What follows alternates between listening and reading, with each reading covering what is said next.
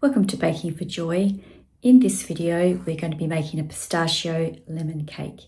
You're going to need to set your oven to 160 degrees Celsius, and you're going to need a 20 centimetre round cake tin.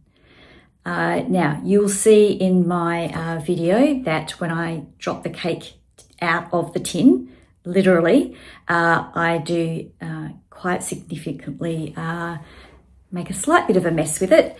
Regardless, you will see the end result with the same cake, still edible. Most of it still able to be cut into what one would classify as a normal slice of cake, and still tastes great.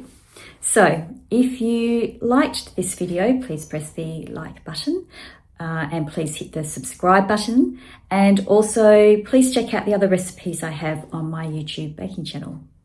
If you're ready, let's bake.